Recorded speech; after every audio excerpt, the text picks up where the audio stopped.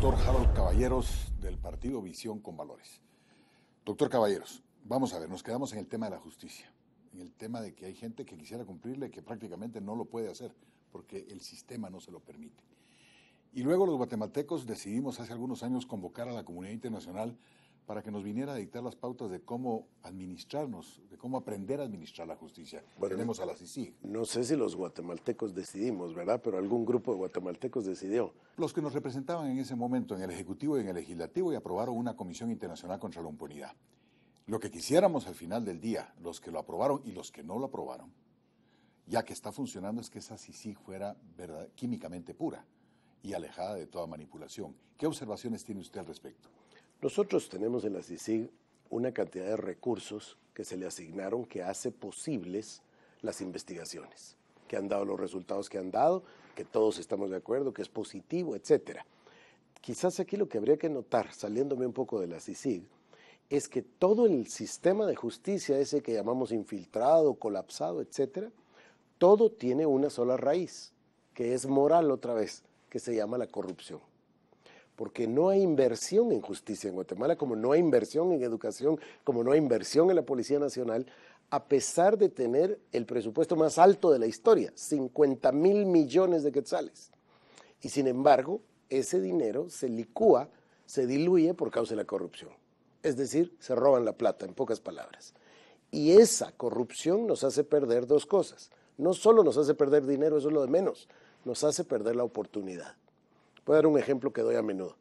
En 1980, 79-80, cuando el general Lucas era el gobernante y éramos universitarios, se hablaba de un periférico nacional y de la transversal del norte.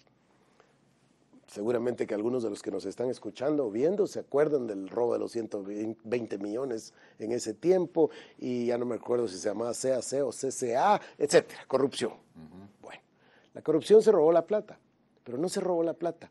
Hoy pasaron 30 años, una generación entera sin transversal del norte, sin periférico nacional, sin escuelas, sin oportunidades. La corrupción es la que nos está minando, y la base de la corrupción es moral. Debemos ser los guatemaltecos los que digamos, queremos retomar el valor de la honestidad en la arena pública, no solo en la arena privada, porque la gente guatemalteca es honesta dentro de su hogar, pero que la tomemos, que la retomemos en la área pública. Y esos recursos nos llevarían a poder invertir. Ahora, si los tribunales o el MP tuvieran los recursos que tiene la CICIG, podría tener los mismos logros, en el sentido de investigadores, tecnología, etcétera. ¿Usted estaría a favor de un nuevo mandato para CICIG o cree que va a ser suficiente con estos 18 meses que le hacen falta? No, o 16 no. meses? Tuve el gusto de conocer al comisionado Dalanese, de escucharle. 18 meses es muy poco. Ahora, yo tengo una analogía aquí. El otro día yo me quebré el brazo. Me pusieron un yeso. Un yeso un mes está bien, pero un yeso 10 años me arruina el brazo.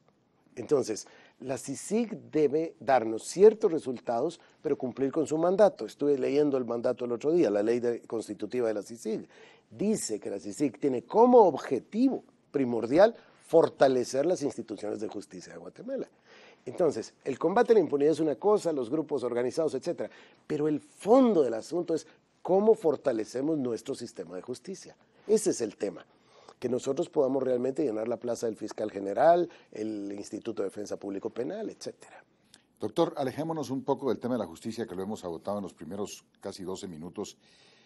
Oppenheimer nos visitó hace poco y Oppenheimer nos decía que su experiencia en la visita por Asia, Singapur, la China, Taiwán, la India, le decía que la piedra de toque para toda sociedad, aparte del cumplimiento y de la certeza jurídica, era la inversión en educación, y que eso era lo que verdaderamente explosionaba el desarrollo y las oportunidades en los países.